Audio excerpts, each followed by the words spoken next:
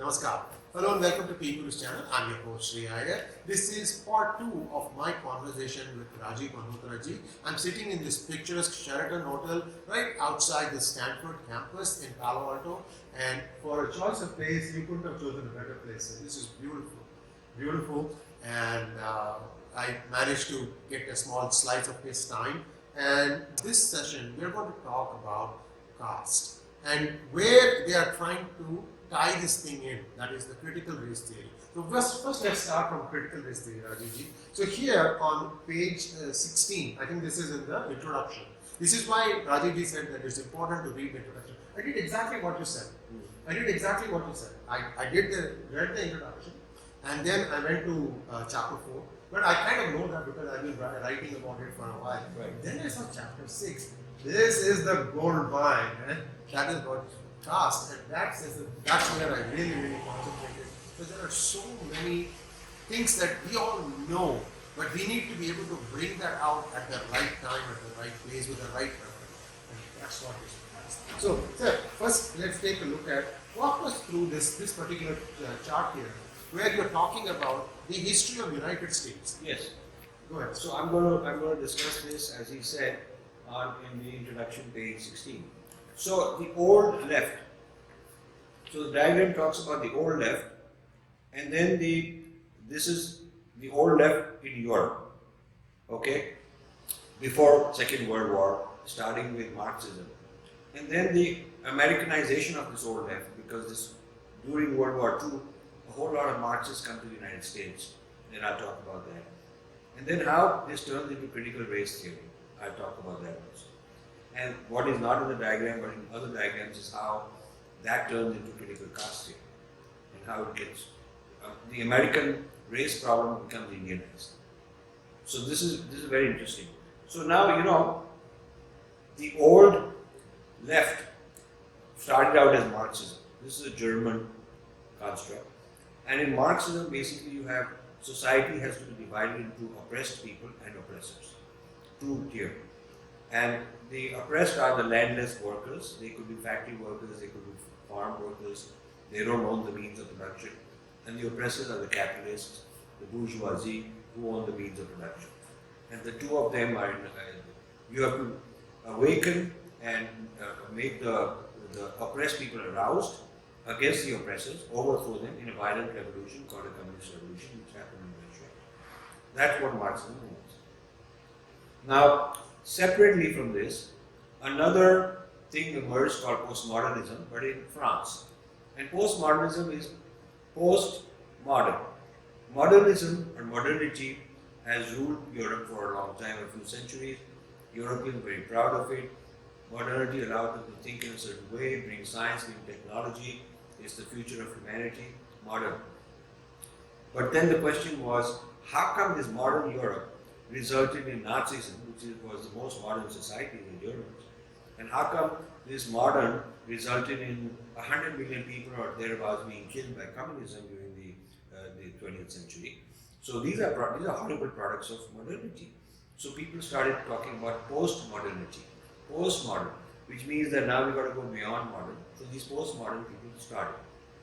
Ironically, I didn't have time in this book, but I'll tell you, the Indian inspiration, a lot of this postmodernism was inspired by Indian thought, but then they twisted it. They took out the spirituality, they twisted it and made it weaponized and dangerous.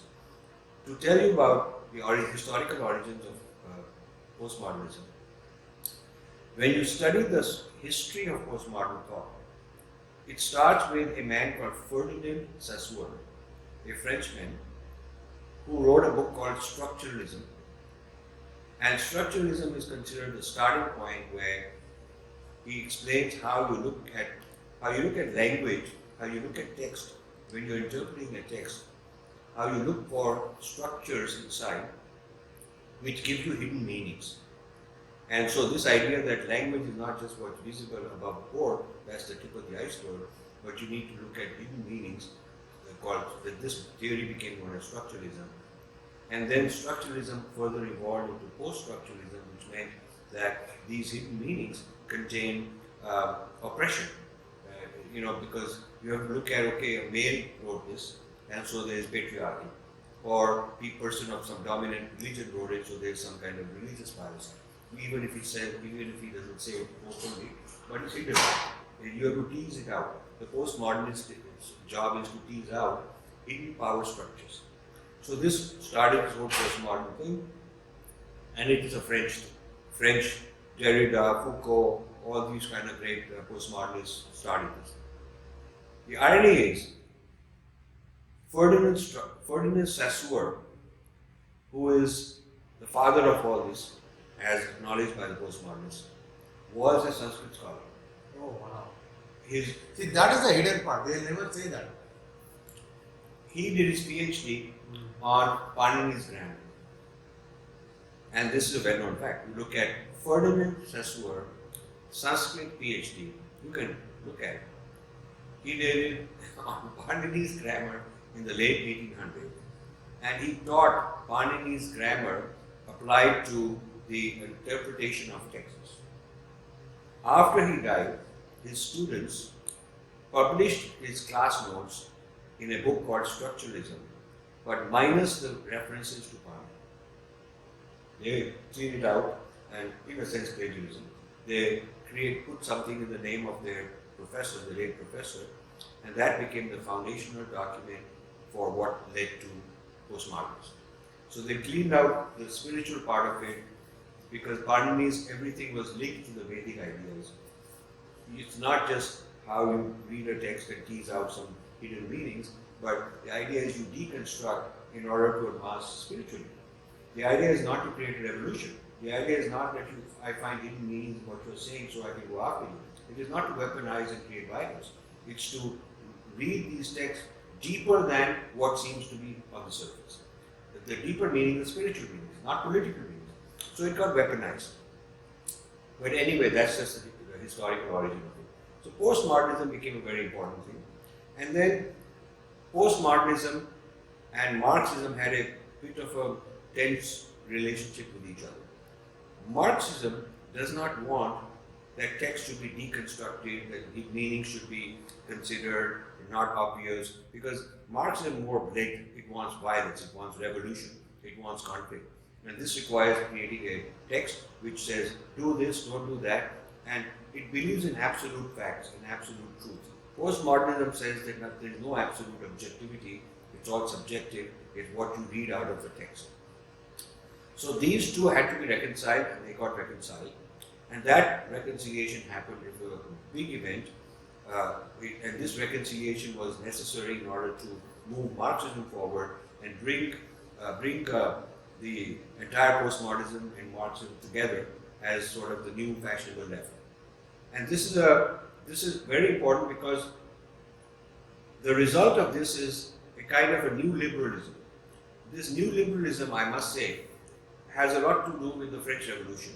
Because in the French Revolution, and I'll come to this in a moment, in the French Revolution, they established the rights of individuals, liberty of individuals. And the United States has a lot to do with this individual, merit. Meritocracy is a lot to do with every individual is equal, and then based on merit you perform. It's not that. So there's a difference between equity and equality. Equality is the old liberalism idea. All people are equal. Equity says we want equal outcomes. So if certain community of people are not doing well, even if they have equal rights, the point is there is structural bias which is handicapping them from previous generations. So we will artificially give them equal outcome. So if it's like reservation. We will reserve a certain amount of outcome for their benefit, whether they've earned it or not. So that's equity. And equality is that we give equal opportunities, and if people don't win, they don't win, those who are in meritocracy. So to establish equity over equality, you have to knock down meritocracy. Because meritocracy comes in the way. As long as it's meritocracy, it's equal opportunity. But if you can knock down meritocracy, then you can say, okay, we have to allocate the gold medals in the Olympics, we should allocate according to identity. That kind of shit. Then there's no fun left. It's not really a merit-based game. Now, France is important in this because President Macron has made really anti-woke statements. He's very clearly anti-woke. He says, in France, we give everybody equal rights as an individual, but not as an identity. So a Muslim as an individual has the same rights as a non-Muslim, but there is no such thing as Muslim collective rights. I don't want to hear that Muslims as a collective want these rights because they have no business. And there is no special rights for whites or non-whites or Christians or non-Christians. You all have rights as a French citizen individual. And he says that France will be dead in terms of the spirit of France the moment we start having identity politics. Because if we give rights to a Muslim, then rights to this group, to that group. And therefore the Indian idea of liberty and rights is something the French won't accept. This is very interesting. So, wokeism is a collectivism. Wokeism is that, it's not you as an individual, but you as a group are oppressed. And somebody else as a group is the oppressor. So I am considered an oppressor. Even though nobody's able to tell what I've done wrong as a person. But I'm born in a certain community, and that community is the oppressor. Because for historical reasons they've done something wrong, maybe they have. But I personally have no fault. Nothing, it's not my fault. I'm just born that way. And nor is the person who is designated as the oppressed. You don't have to prove that he particularly as an individual is oppressed. He might be a billionaire, but he's from a certain tradition, and that whole identity is considered oppressed. So oppressor, oppressed is now a matter of identity. So now there is a victimhood Olympics. Who gets to be the victim? Because if you get to be the victim, a lot of advantages. One advantage is that victims have to be, this is the Americanization, victims have to be protected class, that's a Marxist term. So certain victims have to be protected class. You can't go after them, you can't criticize them in your office, like you said. If you take somebody to task because he's no good, he'll come back and say, oh, I'm this particular, I'm a Dalit, so he's against me, like that. So victims are protected class. And then cancel culture. You are allowed to do cancel culture to the oppressor. Why? Because the oppressors have historically created the dominant narrative. And to counter the dominant narrative, you need to make a counter narrative, a counter brand narrative, which counters their narrative. And this counter narrative cannot be built if the oppressor is allowed to speak. So many things we've quoted here, where a professor is asked, why don't you let this white guy speak and answer the black guy, or this Brahmin speak and answer the Dalit, or whatever the case may be. And the answer is that if I let that happen, then this counter narrative from the victim won't get a chance to develop. So I have to, in order to nurture the counter narrative from below, I have to do reverse discrimination. Yeah. So this is a very interesting chart, because you see what happened is during World War II, the Marxists created Marxism 2.0, which became known as the Frankfurt School. And Marxism 2.0 it was important. It's called, cultural Marxism also. It was important because while traditional Marxism was just economic, the haves and have-nots, the oppressor oppressed were economic. Marx was very clear. He did not want to differentiate them based on religion or race. He didn't want to. It was just economic. Whoever is economically poor belongs to the oppressor.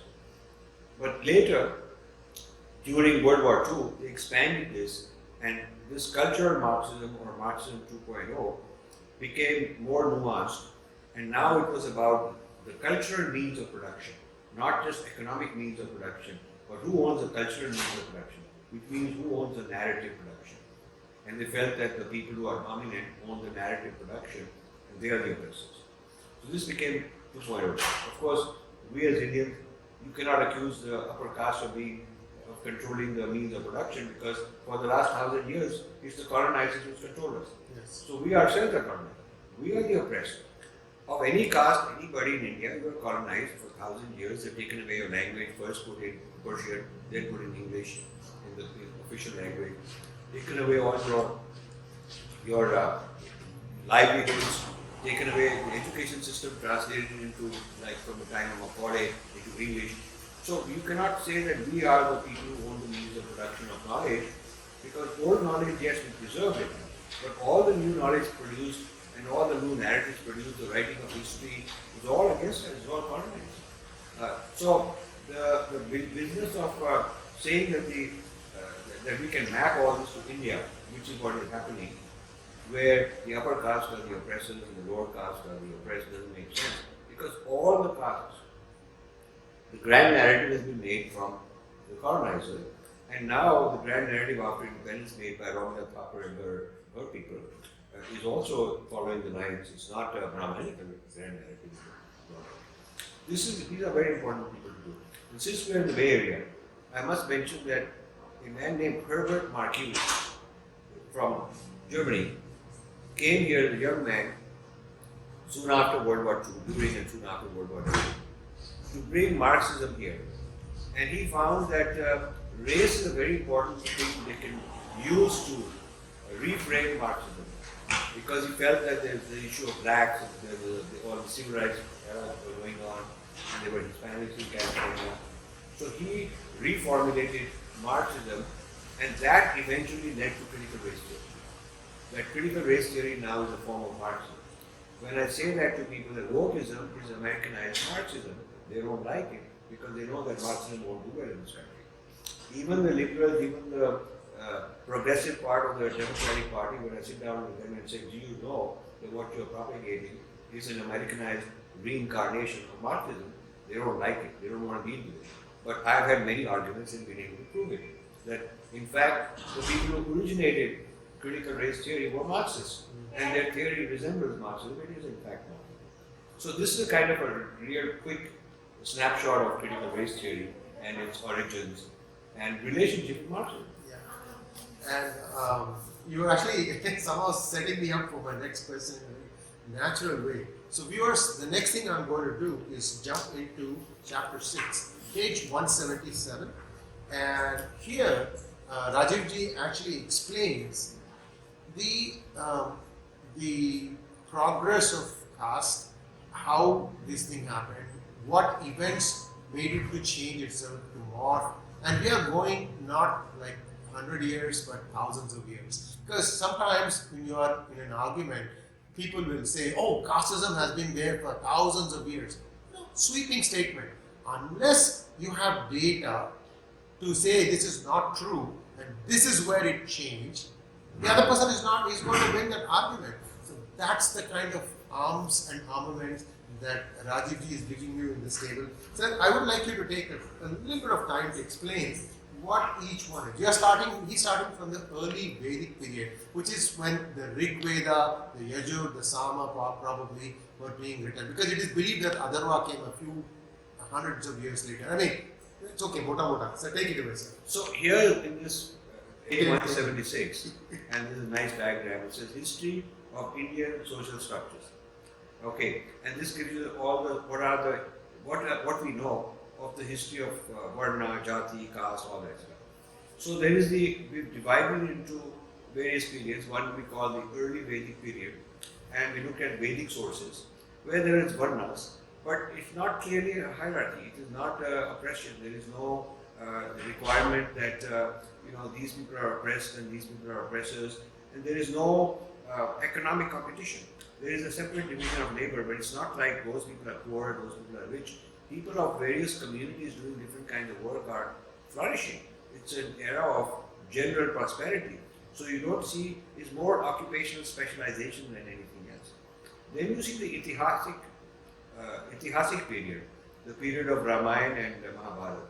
So here, there are jatis, but there are different communities and different jatis, but they are fluid. Sometimes they are in a hierarchy, X with prejudice against Y, but Y will also be a counter movement. Within the system, you don't need to wait for Harvard or some foreign social justice to come and put this on you, impose some foreign kind of a reform on you. Within the system of Indian society, there is checks and balances and things are happening. So sometimes there is birth-based, there are instances of birth-based bias, but there is no economic systemic bias. Okay. Then there is Dharma Shastra, which is another period. Dharma Shastra is where the jatis get more formalized. The jatis become more formalized, but still there is no rigid hierarchy. It is not that this jati is inherently superior, has more power or money than the other jati. And there is birth-based jati affiliation, but still there is mobility. People are moving from one to another. That is still happening. And there is still no economic competition in the sense of, an economic haves and economic have-nots. That hasn't happened yet. Then there's a Muslim period. Now things happen, very serious things happen in the Muslim period. There is a degeneration of jatis, and I've documented this. Jatis had their own internal structure of looking after each other. They had an internal ecosystem. All that's disrupted because power goes to Muslims. And the traditional systems of learning are destroyed, the traditional systems of worship are destroyed, the traditional systems of feeling confident. In fact, people in India became psychologically very demoralized. Defeated people are not healthy socially. So when you have people who are defeated, who are fending for their lives, for their survival, which is what happened in the Muslim period, because Indians get defeated by foreign armies, you see, then the social society begins to improvise as a quick fix, jugaad. People start saying, I got to look after my family before anything else, and so I'm going to be biased. My community, we look after each other, and we are not looking after the broader good. So principles get sacrificed, morals and values get sacrificed in the interest of survival. Survival becomes more important than the traditional values. So what happens there is hierarchies become rigidified. People hang on to their people of their kind in order for survival. And so this is the birth-based jatis become more fixed during this era. And there's plenty of evidence we give you in this. Then there's the European colonial period. Now, thanks to Lord Ridgely, who is inspired by all these race theories in Europe, he brings the caste system as government policy. Even during the Muslim period, there was not government policy. The rulers had policy against Hindus in general, but they were not sort of meddling with internal caste and all that. That internal caste was being modified as a response, as a defensive response out of fear. It was being modified. But during the British period, the British directly, for the first time in Indian history, the rulers start meddling with what is your caste, where do you belong in the pecking order, and requiring Indian caste leaders to give a census. Reminds me of Microsoft having to do a census. I mean, imagine we could have a caste census now. Yes. We could say this is happening after Lord Ridgely. Lord Ridgely did a caste census in India and created a structure where it didn't exist. So now in Silicon Valley, we do not have a hierarchy, we do not have a caste structure, and by requiring people to do a census and fix their location in a hierarchy, we're creating a caste structure. Microsoft, if they were to do it, or I'm just speaking their name, any company that were to do it is doing what Lord Ridgely's job was, and that's what they want to happen. So you're creating divisiveness, which doesn't exist. Because today I don't think people hire fire in Silicon Valley, based on what's your caste. No, it's ability and... people are so concerned about getting results out and competing in the marketplace and getting things done. Nobody has time to worry about, what is this guy's caste. So anyway, Europeans, for the first time, starting 1871, create a requirement that you have to fill out this caste form according to this hierarchical chart, which will tell you where you belong, and you have to tell how many people in your family or in your community and all that belong in this or that caste. That's the first time. Then post-independence, the vote bank politics continues this caste, which is where we are today.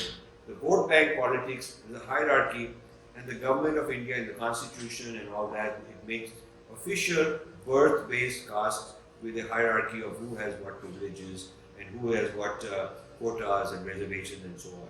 So now caste is entering a new era where the Americans are globalizing caste. They are saying that caste is like race, so wherever there's race, so that's a caste system, and the Indians are responsible for it. So this business of this is creating a kind of a global market of hostility towards Indians, because you are by default suspect. what this will happen is by default you will suspect and okay, you're an Indian, oh my God, now I got to ask you about your caste because that's become normal. So this normalization of the caste system as assumed to be something that is inseparable from Hinduism is a serious problem. I show that caste is not necessary to be a Hindu and caste is not sufficient to be a Hindu. In other words, you can be a Hindu without caste and you can be a caste prejudiced and be Christian. You can be caste prejudiced and be a Muslim. So caste does not make you into a Hindu. And being a Hindu does not require that you have to practice caste. So this is important. And from page 178 onwards, Rajivji and Vijayji start explaining what the table thing. I mean, the rest of the chapter more or less is going through and adding to what the table says. Now here comes some real life examples. So first thing I want to draw your attention to is, now the examples are given from various texts, Vedas, Upanishads, Bhagavad Gita and so on. So here in the 16th chapter, Krishna lists the virtues he considers important. These include non-violence, truth, compassion towards all, absence of anger and hatred, doing charity and service selflessly, forgiveness and modesties. Now if you look at all these things, Rajivji. Nothing to do with caste. Yeah. Nothing. He doesn't say you got to be, virtue means you got to belong to this caste. And this is Sri Krishna. So this is as straightforward as that. Yes. These are the kind of things, nuggets we've given you. If you know these, you can answer right back. Yes. And the other guy has no answer. He's not expecting an intelligent, mature, calm, relaxed response from Hindus because Hindus have not been trained to do that. So this is a toolkit. Yes. Now, also, viewers, in our normal day-to-day lives, we are living these 4 varnas, depending on what we do from the time we get up to the time we go to bed. We are dawning on the roles of all these varnas. And here there is a explanation that you've splendidly given, sir. Krishna's life itself is an expression of all the varnas. He was raised in a Vaishya home with cowherds. He ruled over Dwaraka as a Kshatriya. He accepted the role of Arjuna's charioteer, which is basically a Shudra, and taught the Gita as a Brahmin. Right.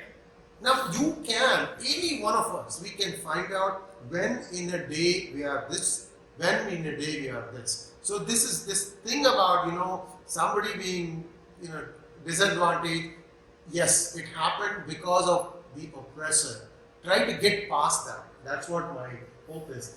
How did you come across this? This is a very profound observation. Yeah, it is very. You see, I, in my own life, always said I'm multi-varna in the sense that when I'm doing hands-on, vacuuming my home or washing dishes or whatever, I'm doing the Shudra work. When I'm doing my taxes and managing my investments, I'm doing Vaishya work or running my business.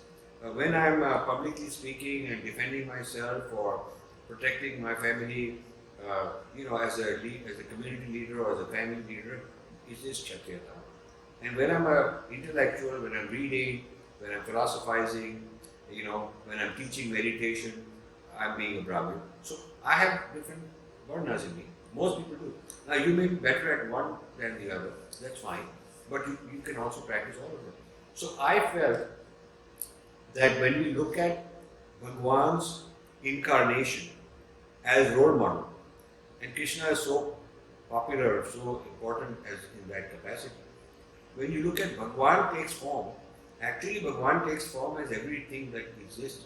Even the COVID virus is Bhagwan's form. There is no devil in our tradition. Everything is Bhagwan's form, you see. So Bhagwan has manifested as every kind of entity there is. And the avatar is a special role model that comes to help us understand how to play the different roles, because Bhagwan is playing them. So if you look at Krishna's life, you see he's played all these roles. You see, you don't find the other, I don't want to knock down any prophet-based religion, but the prophets have not played such a diverse role. Prophet comes as one kind of a thing, but our avatar plays all kind of roles. So this, just in one paragraph, we are summarizing. What is a powerful response that a person can give? Yes. Any kid can give this in school. Exactly, exactly. And you know, there are so many other examples you provide. For example, in the Upanishads, there is an Upanishad called 𝙒𝙧𝙤𝙀𝘀, where it says, you know, it completely refutes birth-based caste identity. It says, meditate on the Supreme. And this is something that is not an exclusive preserve of one Varna or the other. It's for everyone. And then we see this thing, Rajivji, there are many people who are very, very religious and spiritual. Yes. And from a very young age they get this. Yes. I'm going to come out with an interview with the chess prodigy, Pragyananda. Okay. You saw his Yes. guru Yes. at Sunday. Yes. You know, he was preparing. The next day onward, there's a tournament going on Okay. of champions. Very good. You know, and that kid is 17. But when you see that interview, you'll understand what I'm saying here. I will leave it for you to watch the interview to understand what I'm coming to say. Now, in page 185, there is a lot of instances where we are talking about, you know, Shudras performing rituals, Yes. just as, you know, anybody else is performing. So there is no exclusivity that you shall be only of this particular Varna to be able to do this. And all these things, every line in this page I'm seeing, every line has a reference. So it's not something that, you know, it has been pulled from It's thin not air. my opinion. Yes. But I'll tell you something.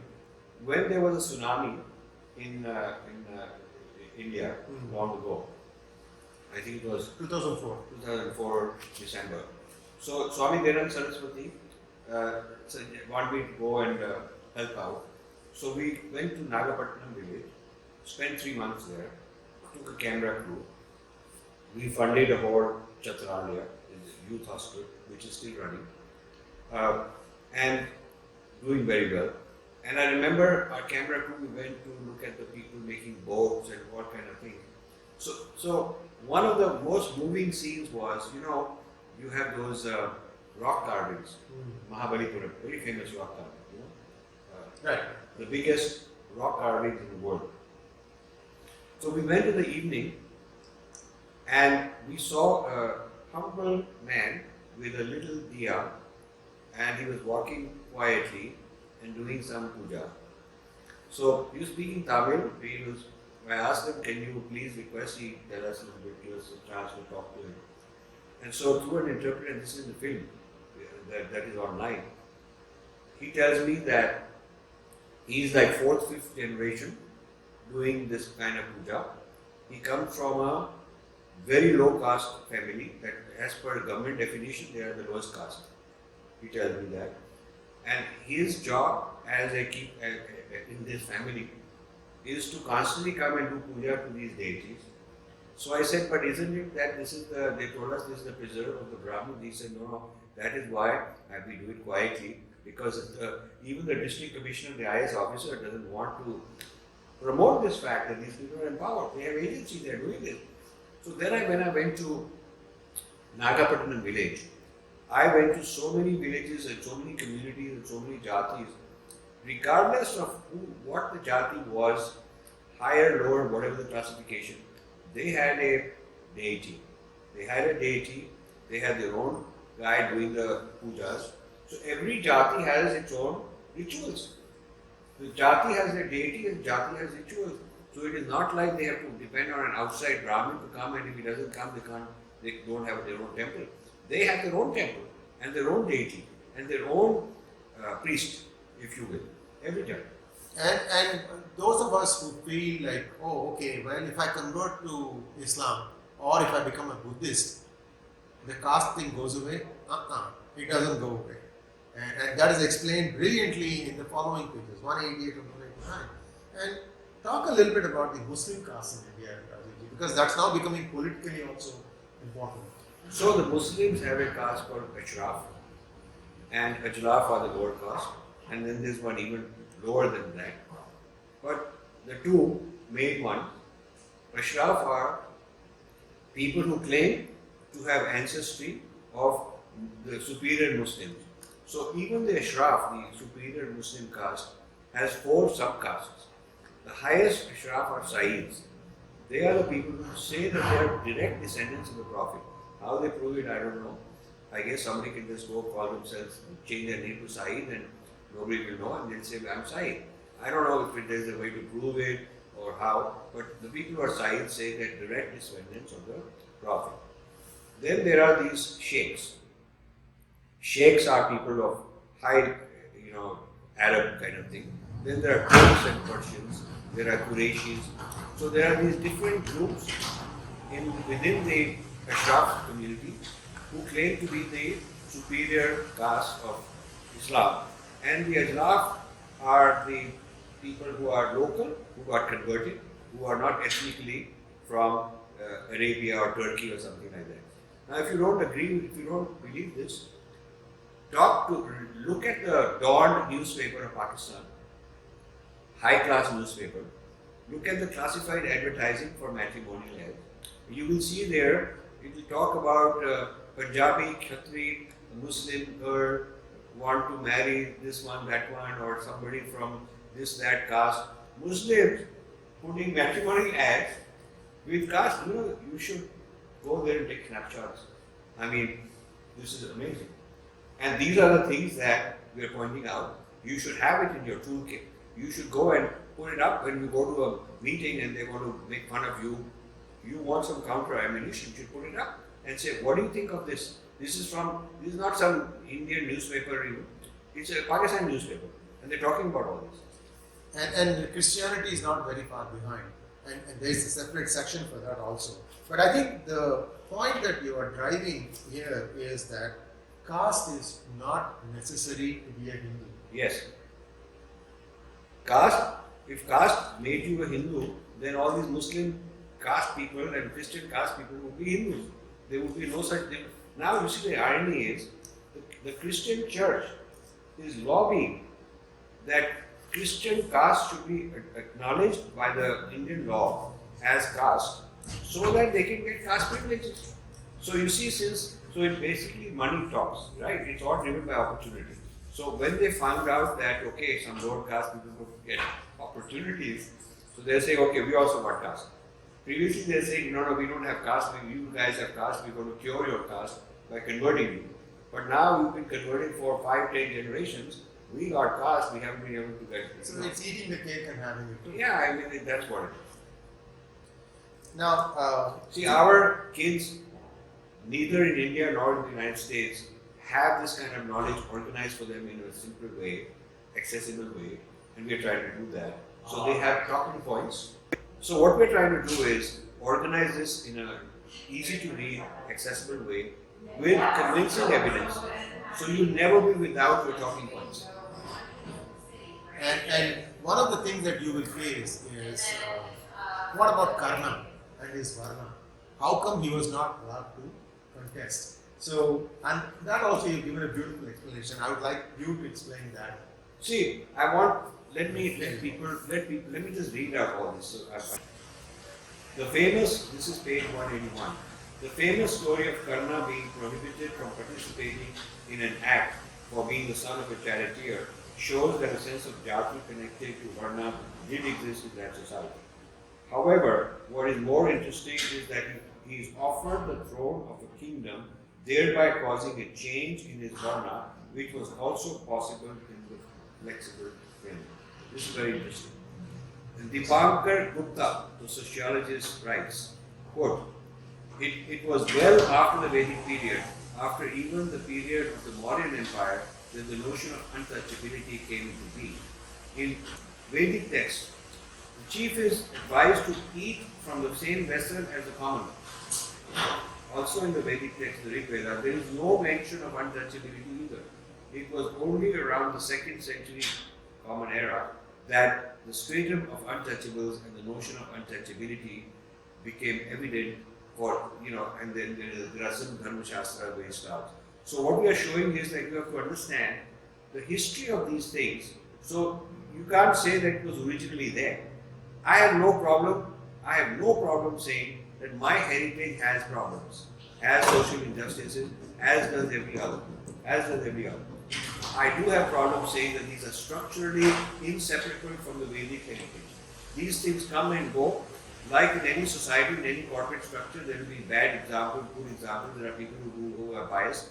There have been people in our culture who had bias, and we fix them. We also resolve them. So only much later do these get fossilized and streamlined and kind of crystallized as sort of serious issues of a systemic nature. Otherwise, they are not systemic issues; they are individual issues. Absolutely. And Rajivji, I can go on, and I want people to buy the book. We are just giving you a glimpse of the kind of scholarship, authorship that has gone into this book. Certainly, if all of us diligently pick up from this and follow it, at least the world will be 𝙒𝙗𝙤𝙬𝙬𝘀𝘀𝘀, you know. It will darkness. They will bring the world out of darkness into light. This is no ordinary religion. This is a very it's not a religion. It's actually a dharma, Sanatana dharma. You know, if you watch some of the videos in PGurus, we will explain, Krishnam Dharmam Sanatanam. So the word Krishnam Dharmam Sanatanam is explained beautifully by 𝙒𝙬𝙤𝙬𝘀𝘀. You can watch that video also. All we are saying is, for 1200 years, is it 12 years that we were under slavery? 1200 years at least we've been colonized. People, it's very strange. People don't want to admit the Muslim colonization. They think colonization is 200 or 300 years of British colonization. No. But before that, the Muslim colonization. So, the argument you will hear, I want to give you the rebuttal. The argument you will hear to say that Muslims were not colonizers is that they settled in India and they became Indians. But by that token, the European whites came and settled in America, so they were not considered slaveholders or colonizers. You can be an oppressor even if you're settled. Rajivji's throat is being stretched out because of all these 130 odd events. So Rajivji, I think we will stop here because I'm hoping that I have whetted the appetite of the viewer to go out and get this book. And I wish I had the tapasya that you have to come up with this book. And I tip my hat to Vijayaji also. It's not easy to write, such in such depth and clarity. The clarity comes. I know I'm gushing because but they can't do anything else. But we're getting attacked, and we need help because when I'm attacked after every book, sometimes our people run away. They don't want to help because it's too controversial. Why should they help me? Some people join the other side and try to put demands on me, which is very sad. A person who stands up for you, to help you, whether you are IITians, whether you are not IITians, whether you are kids who are being accused of all kind of casteism, whatever it is, we're sticking our necks out for you. And we expect at the very least you will support us in the social media, you will help us, you will spread the message, acknowledging the book rather than bypassing the book and calling it your own. Some people are doing that. Some people are just creating these new episodes of their own and trying to be very wise and all that, but it's very clear where they got it from. If they acknowledge they got it from us, it will help make the book stronger. Its brand value will increase, more people will get it, and it will be more difficult for our opponents to just knock us down because they will realize that these are best-selling authors and the book is not a trivial book. So we need support of all kinds.